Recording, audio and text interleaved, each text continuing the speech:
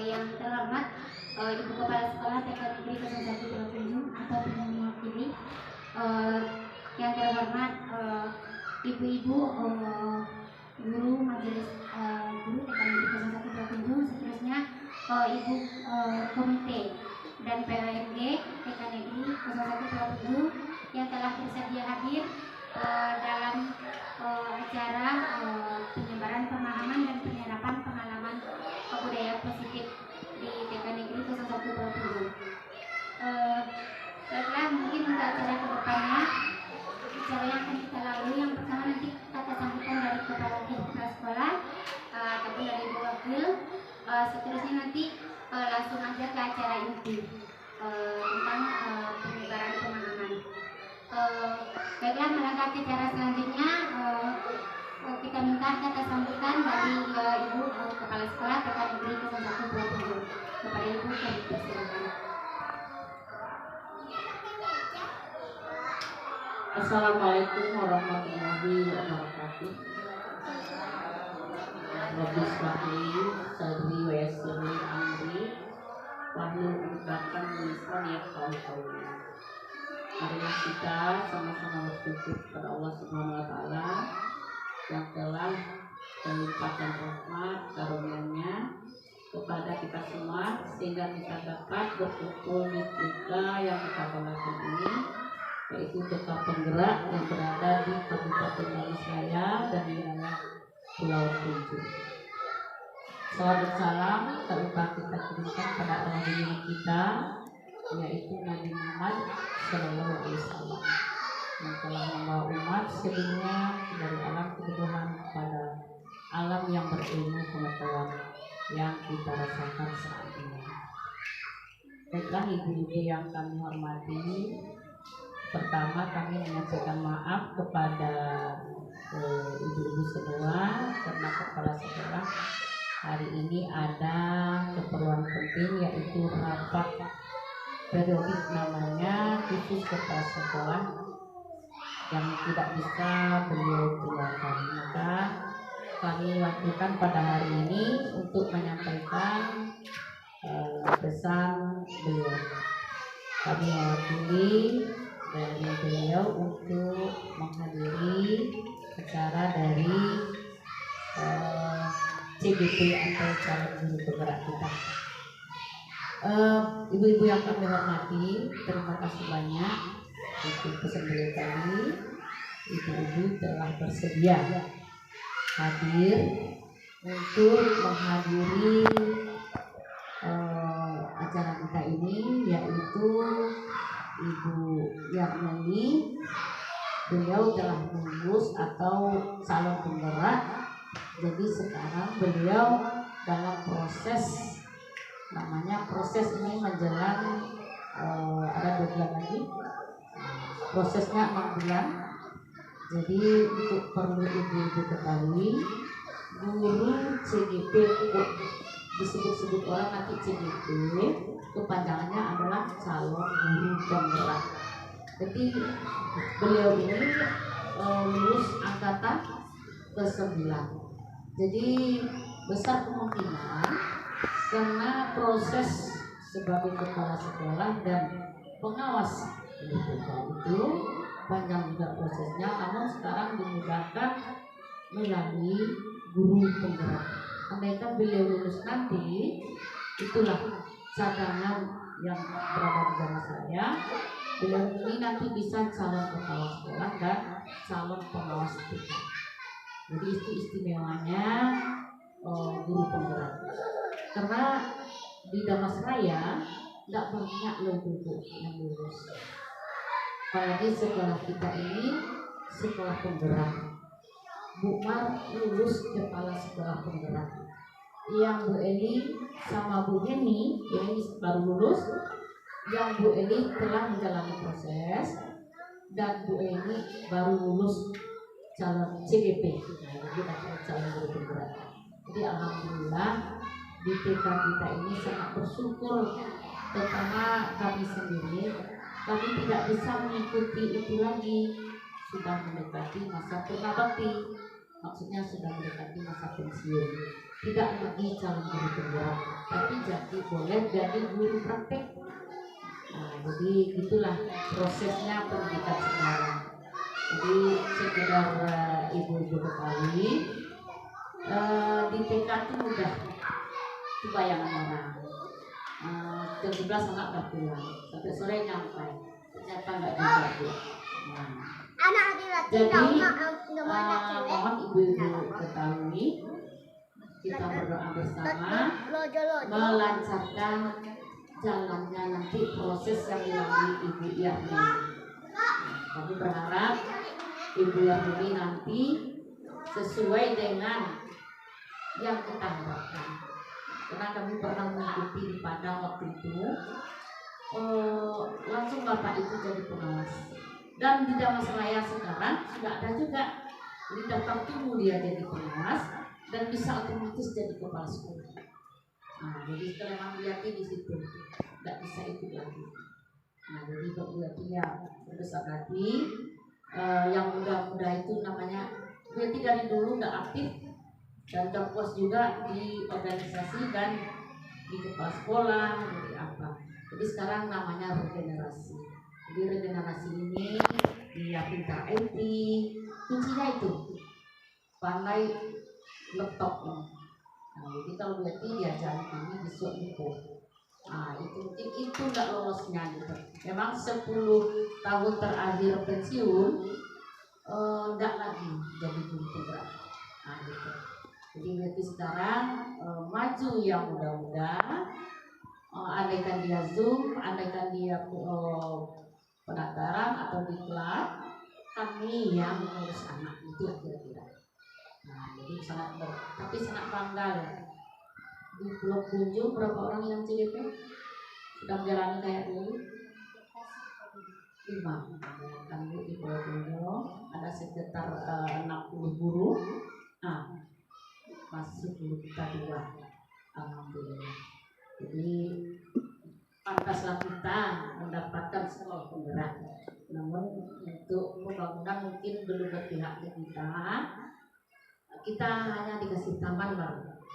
Mungkin tahun depan kita dikasih lokal dan sudah ada kayaknya tinggal MOU untuk penambahan lokal baru. Nah, gitu. Jadi untuk sekolah penggerak kayaknya belum cukup untuk sapras gitu, sarana dan prasarana. Itu harusnya lokal 1. Sekarang kan rombong belajar kita buka. Ini disekat-sekat kantor, sekat apa. Sebetulnya belum pas gitu untuk sekolah penggerak. Namun Bu Harus berupaya meminta di kantor atau memperbaiki data dapodik namanya. Nah, mudah-mudahan sama berdoa kita dapat ada perubahan lagi gitu. Tetap berpihak pada kita dapat penanganan baru. Amin, amin, amin. Sampai di sinilah penyampaian kami di pesan Jumat tadi. Sekali lagi kami sampaikan terima kasih kepada ibu-ibu yang telah bersedia menyediakan waktu untuk lancarnya proses CGP Ibu Yarni. Nah, itulah dulu arahan dari kami. Assalamualaikum warahmatullahi wabarakatuh. Terima kasih kita sampaikan kepada ibu kepala sekolah. Baiklah, kita lanjut ke acara inti. Di sini sebenarnya kita sama-sama belajar. Bu Eni pun sedang belajar. Kita sama-sama mungkin mengingat kembali bagaimana sebenarnya kita terhadap anak, apa yang harus kita lakukan. Di sini kami memanggil orang tua karena nanti tidak akan sinkron. Gurunya di sekolah mengajarkan seperti ini atau pemahamannya seperti ini. Sementara untuk di rumah orang tuanya mengajarkannya berbeda. Jadi memang diharuskan ada wali murid yang hadir ditambah dengan guru yang ada di sekolah. Baiklah, di sini kami diminta untuk menyebarkan pemahaman dan penerapan pengalaman budaya positif yang telah dipelajari beberapa bulan ini. Untuk perdana biar kita mungkin fresh atau apa, kita diminta berdiri menyanyikan Mars Guru Penggerak. kepada ibu dimohonkan untuk berdiri.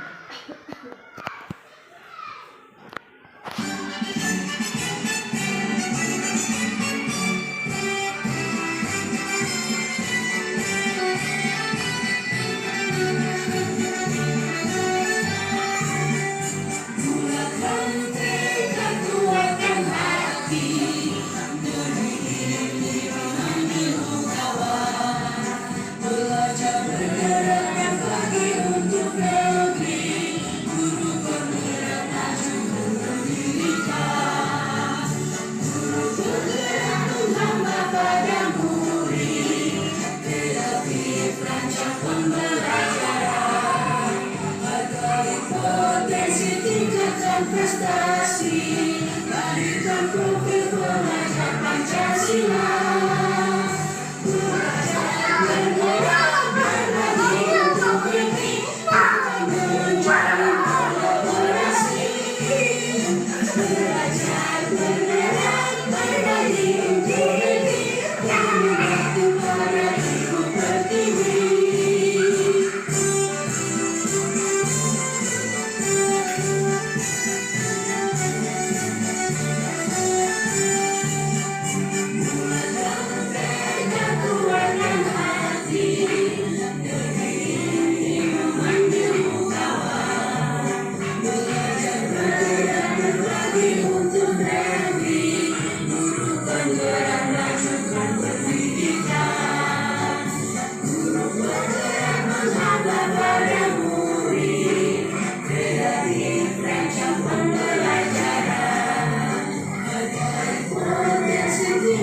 Prestasi, lahirkan profil pelajar Pancasila.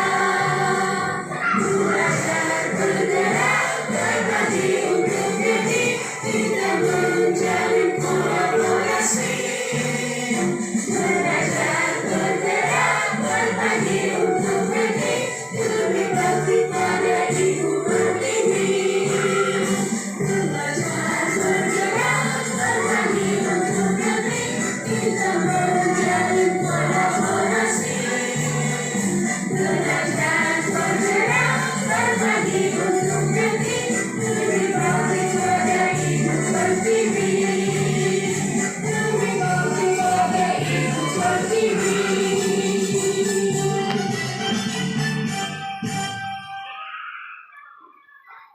Kita menjadikan itu seperti yang kita inginkan. Sebenarnya itu hanya ilusi saja. Selama anak-anak itu tidak mau atau dia membulatkan tekadnya untuk tidak mau dikontrol oleh guru, itu tidak akan berjalan. Pokoknya kita meminta dia untuk rajin belajar. Selagi anak itu tidak timbul dari keinginan dirinya sendiri, tidak akan terjadilah itu pembelajaran yang lahir dari hatinya sendiri. Terus yang kedua, ilusi bahwa semua penguatan positif itu efektif dan bermanfaat. Ini juga hanya sekedar ilusi, karena kembali lagi kepada diri kita sendiri. Kita mau enggak gitu kan, atau kita sadar nggak dari keinginan anak itu sendiri untuk berubah atau untuk berperilaku seperti yang diharapkan. Seterusnya, ilusi bahwa kritik dan membuat rasa bersalah terhadap anak mampu menguatkan karakter. Ini juga hanya ilusi. Yang kami pelajari ini juga hanya ilusi, karena anak tersebut setelah kita kritik atau kita mengungkapkan sesuatu yang merasa dia membuat bersalah setelah dia melakukan kesalahan, tidak akan menguatkan karakternya. Justru hanya itu akan berjangka pendek dan tidak akan timbul dari dirinya sendiri keinginan yang baik itu. Karena selama kita mengingatkan, selama kita membuat anakku terus merasa bersalah dan berubah, selama itu juga bukan untuk jangka waktu yang panjang. Seterusnya, ilusi bahwa orang dewasa berhak memaksa. Kadang kita orang tua begitu ya, kita bisa mengontrol anak nih sesuai dengan keinginan kita. Sebenarnya itu hanya ilusi. Kita nampak, apalagi anak-anak zaman sekarang mungkin berbeda sekali dengan kita zaman-zaman dahulu ya. Kita zaman dahulu apa yang dikatakan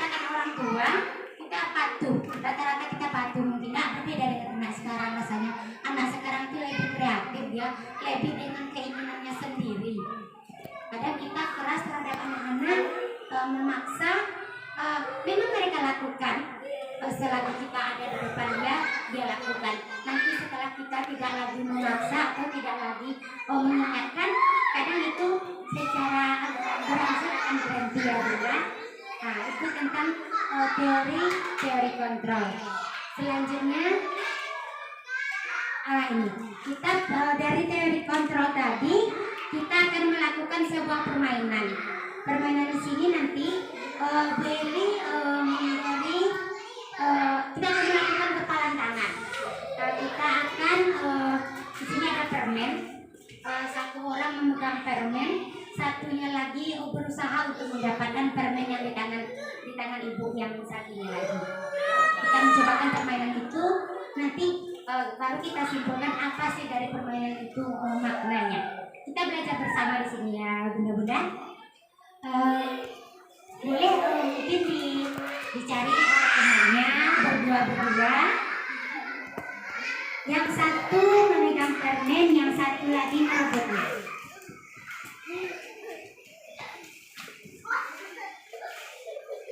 Di sana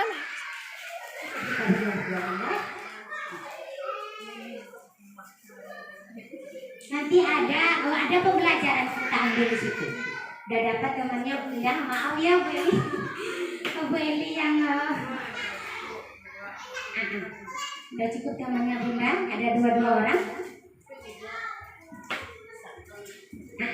Ya, kasih ya, berarti Ibu Wakil sama apa? Oke.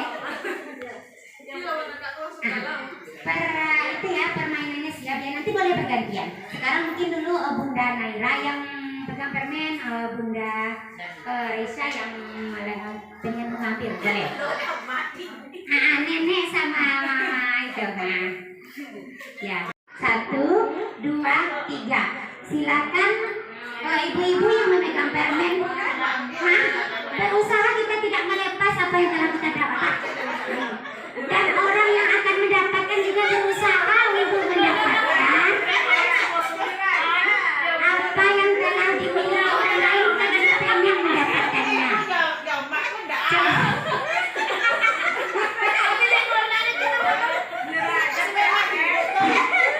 Coba bagaimana?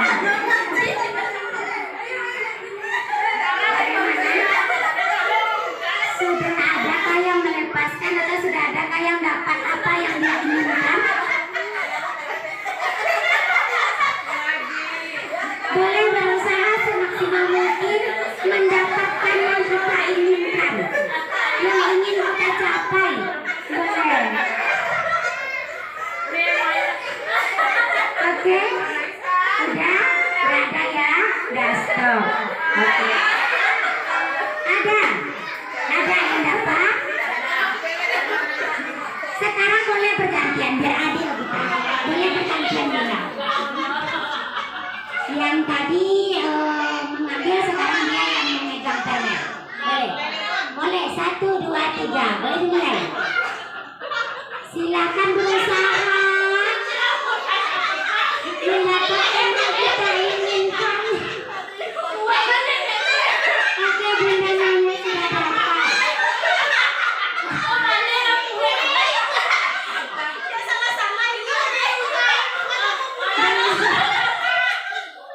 Berusaha tidak melepas apa yang telah kita dapat dan kita pahami apa yang telah kita miliki. Berusaha. Oke, stop.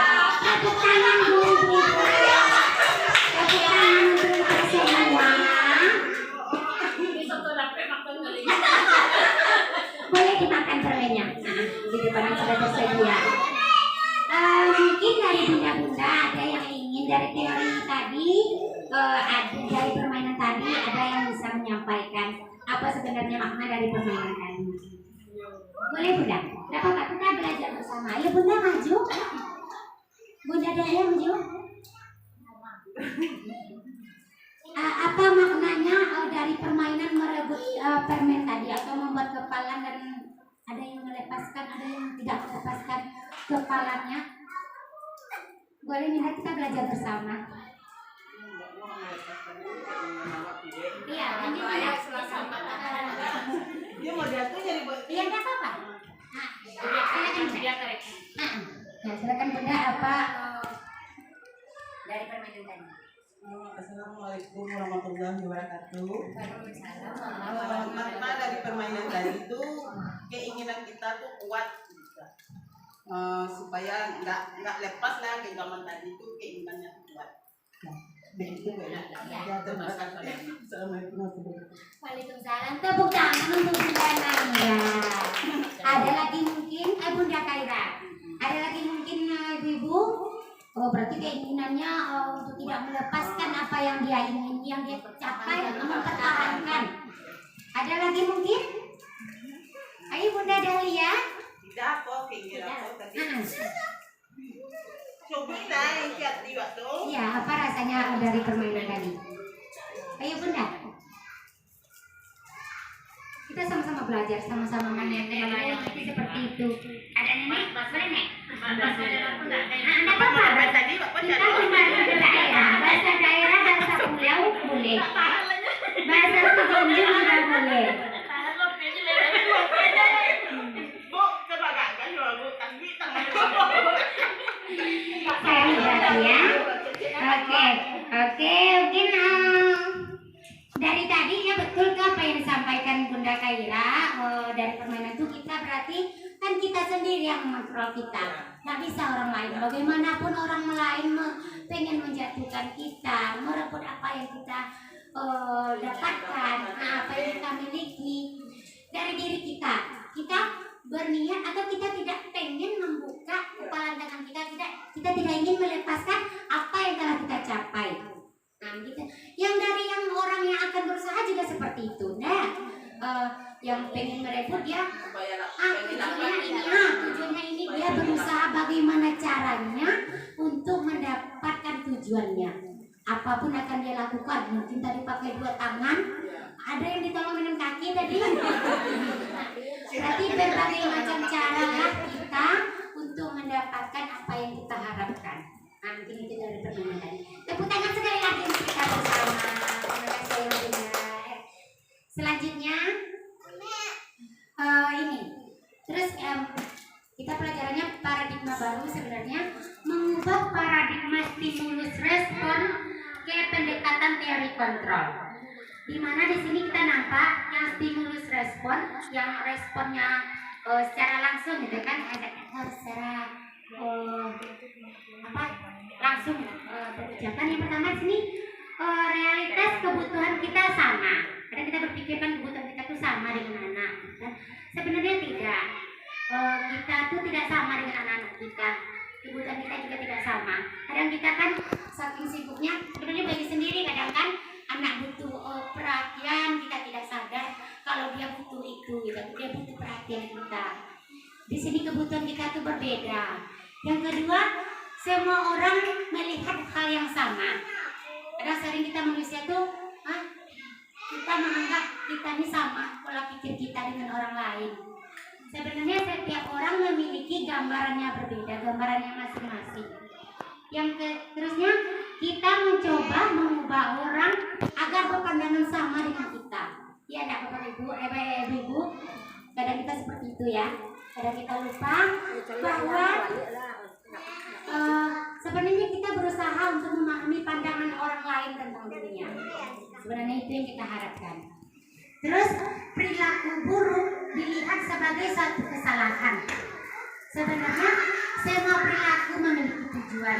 Ada anak-anak kita mungkin yang tidak dia bersikap tidak seperti tidak kita inginkan, gitu kan? Umpamanya dia melakukan kesalahan, kita mencap ini anak salah, anak itu jelek, gitu kan? Perilakunya buruk. Sebenarnya bukan itu. Seseorang tuh melakukan tujuan tuh melakukan kesalahan, ada yang diharapkan, ada tujuannya sebenarnya, gitu kan? Umpamanya anak ini lari aja terus kerjanya di sekolah atau tidak mau diam. Sebenarnya ada tujuan yang dia inginkan, tapi belum dikemukakannya kepada gurunya ataupun kepada orang tuanya di rumah. Seterusnya, orang lain bisa mengontrol saya. Itu yang stimulusnya. Yang teori kontrolnya, hanya diri kita sendirilah yang mengontrol diri kita sendiri. Bagaimanapun orang akan mengajarkan kita, tapi selagi kita tidak mau dikontrol, tidak akan terkontrol diri kita. Cuma diri kita sendiri. Dan seterusnya, saya bisa mengontrol orang lain. Sebenarnya orang lain tidak bisa mengontrol kita, seperti permainan tadi. Orang lain tidak bisa mengatur kita, merubah kita. Yang selanjutnya, pemaksaan ada pada saat bujukan gagal. Sebenarnya diharapkan kolaborasi, konsensus, menciptakan pilihan-pilihan baru. Di sini maksudnya di antara anak-anak itu dia punya pilihan. Nanti diminta anak itu memang ide-idenya masing-masing untuk membuat pilihannya sendiri. Terus model berpikir menang kalah. Selama ini kan bertahun-tahun pembelajaran kita seperti itu, ada yang menang, ada yang kalah. Sebenarnya harus dikurangi, kita sama-sama menang. Dalam pembelajaran kami diharuskan untuk tidak ada yang menang dan kalah. Misal guru-guru mulai menghindari permainan menang kalah. Walaupun itu harus diadakan hanya dalam perlombaan-perlombaan yang sifatnya wah boleh, tapi berusaha untuk dikurangi. Kita mengajarkan anak untuk berpikir mereka menang semuanya, karena efek dari kalah itu ada. Efeknya kepada anak-anak itu kita nampak sendiri. Di saat dia tidak menerima hadiah serupa dengan temannya, pasti ada yang menangis. Jadi pembelajarannya kami diminta untuk menerapkan kepada anak itu model berpikirnya menang-menang, itu pemenang semua. Seterusnya apa itu disiplin positif? Tadi Beli menjelaskan tentang disiplin positif. Sebenarnya disiplin ini berasal dari kata disiplina yang artinya belajar. Disiplin mengacu pada disiplin diri yang memiliki tanggung jawab terhadap apa yang dilakukannya, berdasarkan nilai-nilai yang diyakini. Disiplin positif merupakan salah satu cara penerapan disiplin yang bertujuan untuk menumbuhkan kesadaran serta memberdayakan peserta didik tanpa imbalan, penghargaan, reward, ancaman atau hukuman. Ini juga sebenarnya kami yang diharuskan untuk merubah. Biasanya anak kita masih dengan reward, hadiah. Selagi kita memberi reward, memberi hadiah, kadang dia bersemangat. Tetapi setelah reward dan hadiah atau ancaman itu tidak ada lagi, kesadaran dari peserta didik itu untuk belajar atau untuk bersikap yang baik itu mulai hilang. Yang diharapkan dari diri anak itu sendirilah untuk belajar, untuk berubah. Terus sebagai pendidik, tujuan kita adalah menciptakan peserta didik yang memiliki disiplin diri sehingga mereka berperilaku mengacu kepada nilai-nilai kebajikan universal dan memiliki motivasi intrinsik dalam perubahan perilaku ke arah yang lebih baik. Itu yang diharapkan, apalagi khusus untuk anak PAUD ya, lebih ke arah nilai-nilai kebajikan. Kalau dulu namanya karakter, tapi sekarang setelah kurikulum merdeka itu nilai-nilai keyakinan, nilai-nilai kebajikan. Lebih di situ digerakkan untuk anak TK ataupun anak PAUD. Terus yang motivasi intrinsik inilah yang tadi namanya kan motivasi dari diri kita sendiri. Kalau ekstrinsik berarti masih dari orang luar, karena hadiah, karena reward, karena ancaman ataupun karena hukuman. Jadi diharapkan motivasi intrinsik inilah yang akan tumbuh nanti, baik itu dalam diri gurunya sendiri, orang tua. Kita tetap harus belajar dan belajar, khususnya untuk peserta didik kita di sekolah. Di sini kami juga belajar tentang nilai-nilai kebajikan. Nilai-nilai yang disepakati bersama, tidak lepas dari suku, bangsa, agama, bahasa maupun latar belakangnya. Di sini ada contoh-contoh nilai kebajikan dari setiap institusi ataupun organisasi. Kalau dulu pada kurikulum dulu ada yang memakai tentang keterampilan hidup ini, ada yang memakai Ibu Fumeri ini. Terus kalau sekarang lebihnya ke profil pelajar Pancasila sesuai dengan kurikulum merdeka. Di sini kami selalu mengajarkan kepada anak-anak didik, yaitu ada 6 dimensi yang kita harapkan dari anak didik kita. Yang pertama, beriman dan bertakwa kepada Tuhan Yang Maha Esa, berakhlak mulia, terus berkebinekaan global, gotong royong, mandiri, kreatif, dan bernalar kritis.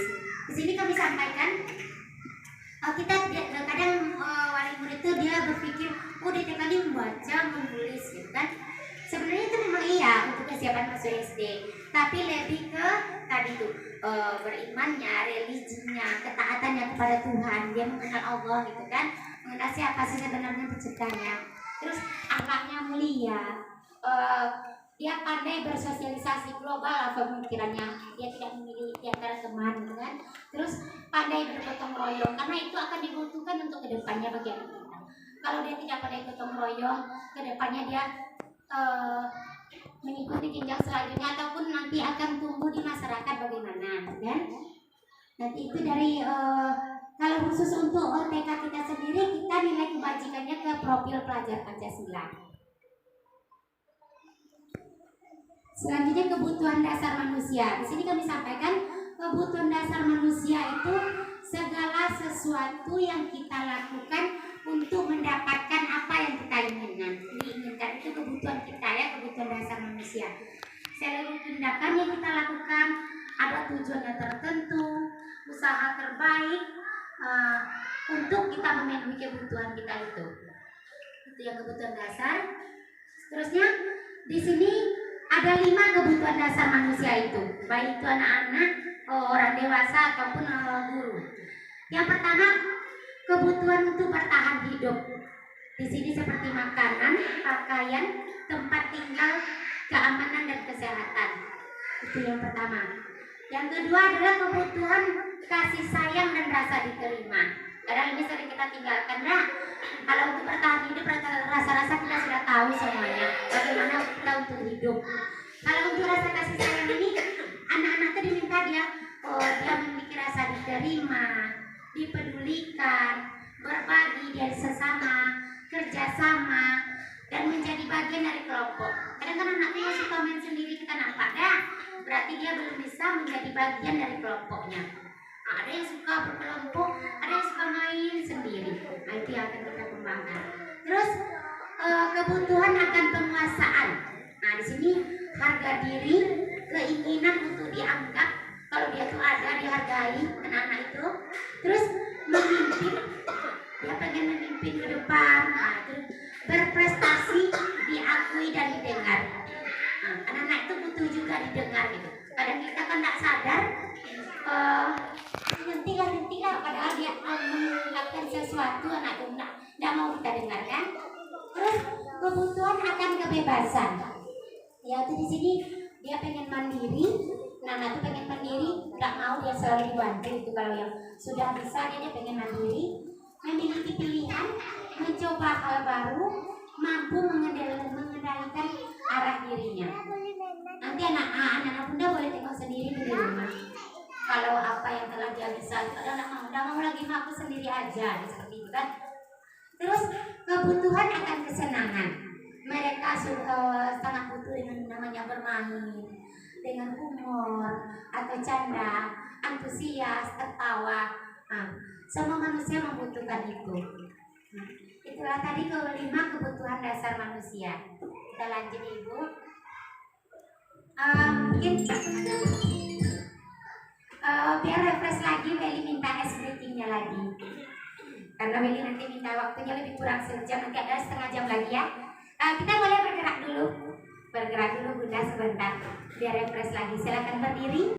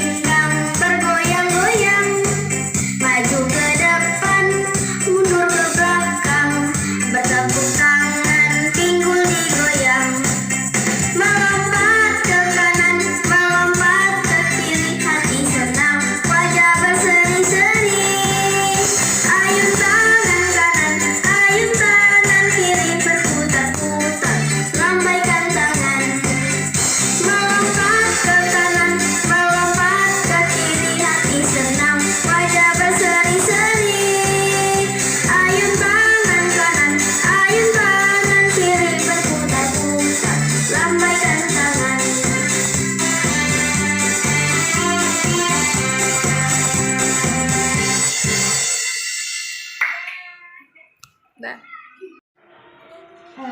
kita lanjut ya. Selanjutnya itu motivasi perilaku manusia. Ini tadi yang kita bilang motivasi ekstrinsik, motivasi intrinsik.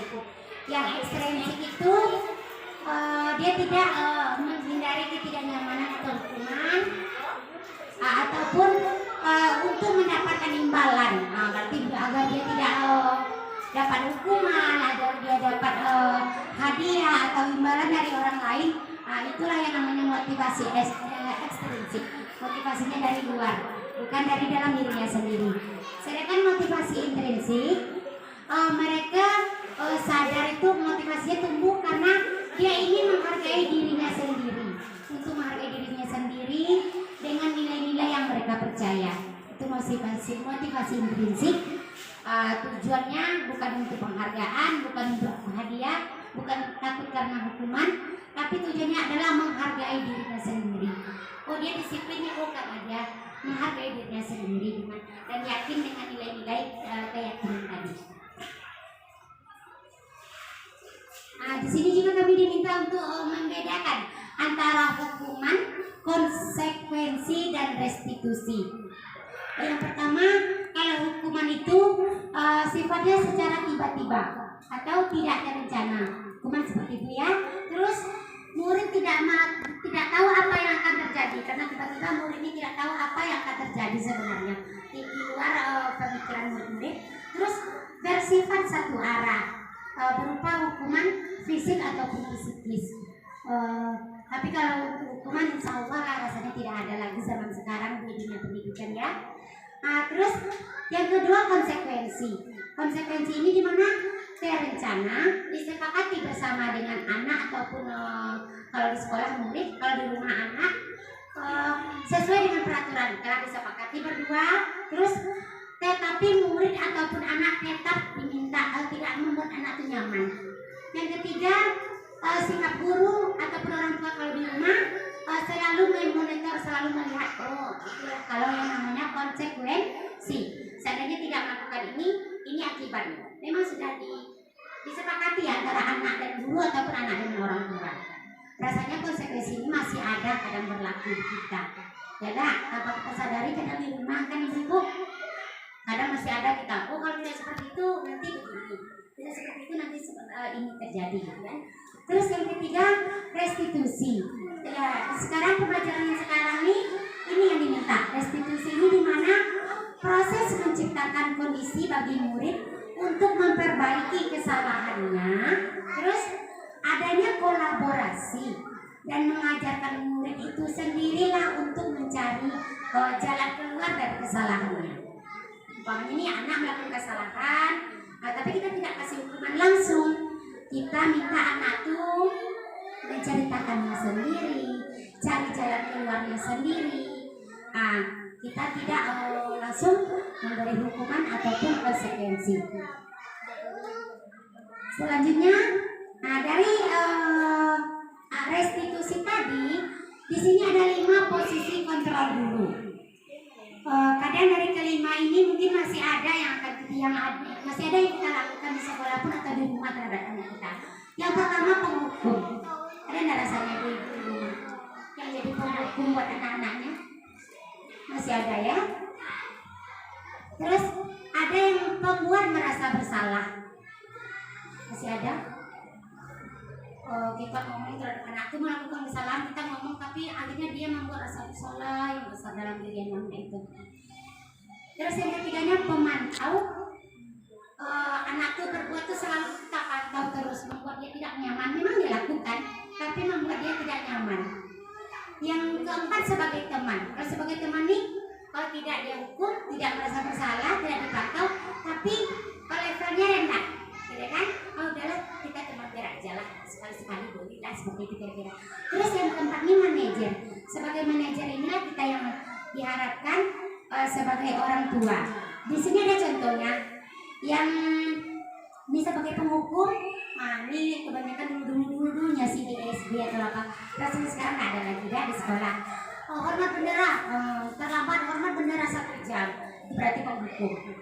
Terus pembuat merasa bersalah. Berapa kali sih ibu harus memberitahu kamu? Kamu selalu saja mengecewakan. Walaupun kita lembut ngomongnya, tapi anak pasti merasa bersalah ibu. Nanti bisa kita cobakan sendiri ke kita. Orang seperti itu ke kita, walaupun dia lembut ngomongnya, kecewa sama ibu gitu kan, pasti kita merasa bersalah kan? Akan timbul rasa bersalahnya. Seterusnya langsung belajar.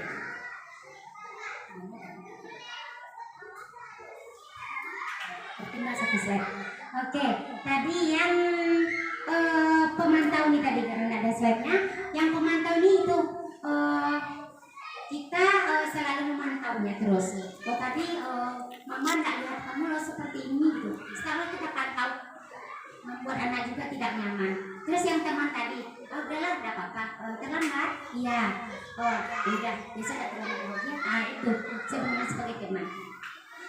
Minta kita menjadi seorang manajer. Di mana manajer itu di sini? Kita tanya dulu kira-kira apa kesalahannya. Terus bagaimana cara memperbaiki kesalahan ke depan? Apakah yang telah dia buat itu kesalahan itu sesuai tidak dengan keyakinan kita tadi?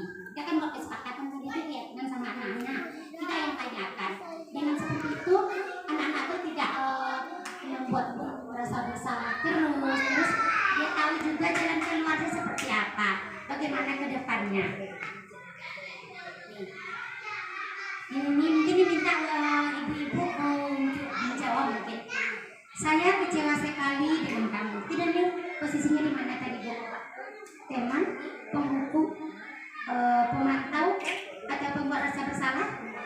Pembuat rasa bersalah. Alhamdulillah ya, udah paham ibu-ibunya. Terus kamu tidak pernah benar melakukannya. Gimana itu? Memantau. Kamu tidak pernah benar melakukannya. Bisa memantau? Bisa? Pembuat? Dan juga ya memantau ya berarti ya, karena dia memantau deh. Oke, terus apa rencanamu untuk menyelesaikan masalah ini? Terus kita bertanya apa rencana anak ibu untuk menyelesaikan masalah ini. Manajer, bagus. Tepuk tangan untuk kita semua. Paham ya berarti ya. Insya Allah bisa diterapkan ya Bunda. Kita semuanya di sini punya anak kecil kecuali kakak. Yang punya anak kecil juga nenek. Kalau bunda-bunda yang lain rasanya masih punya anak kecil yang usia TK. Terus ini lagi. Ayolah lakukan dengan ibu ya. Jadi mana itu? Ayolah, lakukanlah ya. Kerjakan pada ibu rumah daripada ibu nanti apa sekolah. Jadi mana itu? Teman, teman. Bagus Bunda Kaira. Terus lagi, kamu tidak pernah mendapatkan nilai jika tidak mengerjakan tugas. Kamu tidak pernah mendapatkan nilai jika tidak mengerjakan tugas. Apa ya?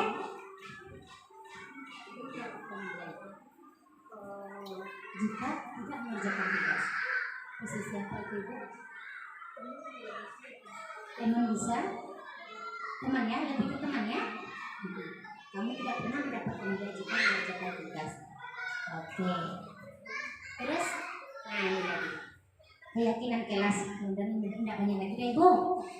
Tadi keyakinan kelas ataupun nilai-nilai kebajikan tadi berhubungan juga dengan keyakinan kelas. Mengapa keyakinan kelas? Mengapa bukan peraturan? Dari ini kita nampak keyakinan kelas itu seperti apa. Dia bersifat abstrak, berupa pertanyaan universal, dibuat pernyataan positif sedikit saja agar diingat, terus sesuai dengan kondisi kelas dan sekolah sehingga mudah diterapkan. Terus semua warga sekolah atau warga kelas dilibatkan dalam membuat keyakinan kelas. Kalau di rumah kita bisa juga membuat keyakinan kita di rumah untuk aturan dengan anak-anak kita. Jadi nanti ini lebih ke cara membuatnya nanti. Belajar kembali. Terus yang restitusi tadi kan ada hukuman, ada apa tadi lagi? Hukuman, restitusi. Tadi yang tidak dimiliki sama kita adalah konsekuensi. Tadi kan hukuman benar-benar tidak boleh lagi. Apalagi sama sekarang masih tidak ada. Terus konsekuensi. Kalau tidak begini, aturannya begini. itu juga yang harus kita pelajari adalah restitusi. Bagaimana restitusi itu?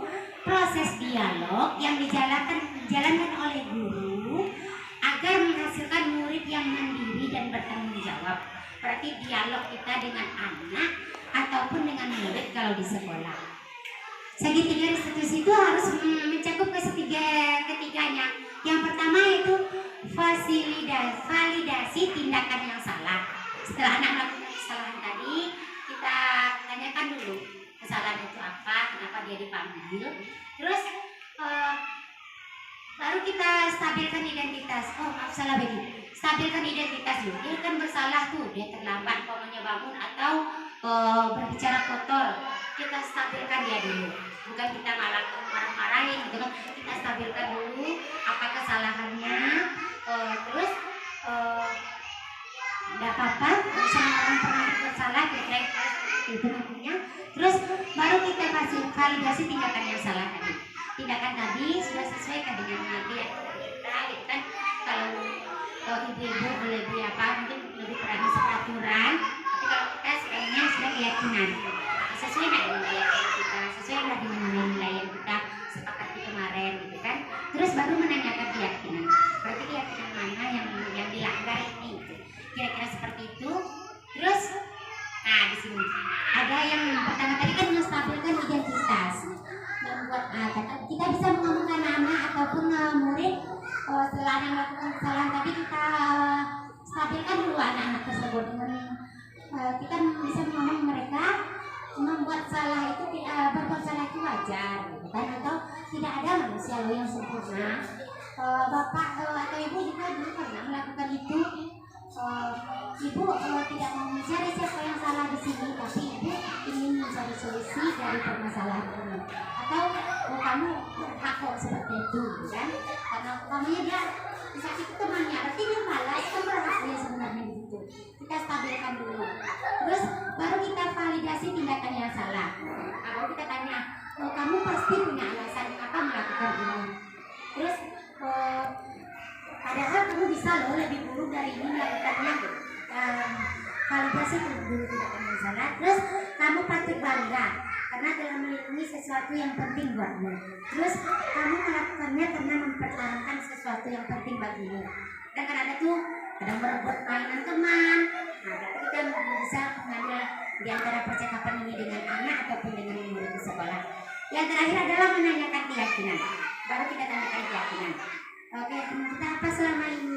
Terus apa nilai-nilai yang telah kita sepakati bersama? Terus gambaran kita apa yang kita inginkan? Terus sebenarnya anak ini mau jadi seperti apa? Gitu kan? Mau bagaimana? Kita tanyakan ke anak itu, kita kata anak kita dulu. Ada contoh? Ada di sini. Mata saya.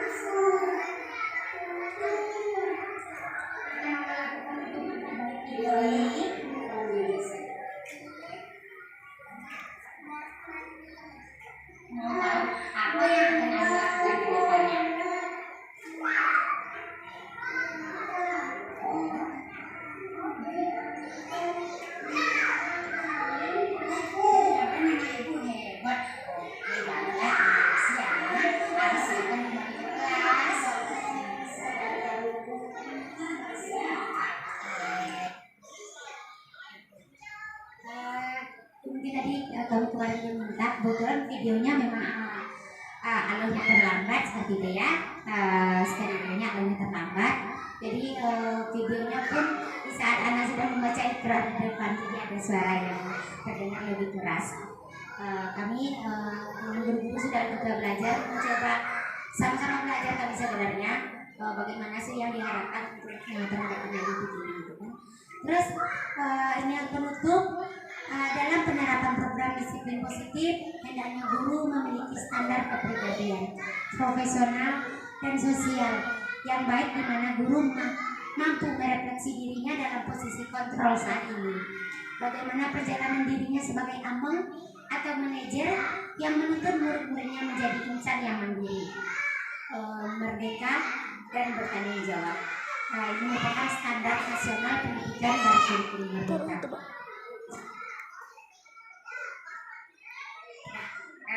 Terima kasih, mungkin itu pemaparan pemahaman yang telah Beli dapat selama beberapa ini menjalankan program Beli Penggerak.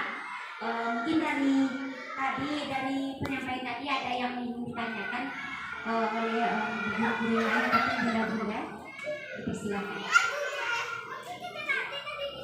Mungkin karena kita Beli bilang pertama tadi ya, bagaimana kami di sekolah, kami juga mengharapkan nanti anaknya juga seperti itu, disikapi atau diajar oleh orang tuanya. Bunda, alhamdulillah.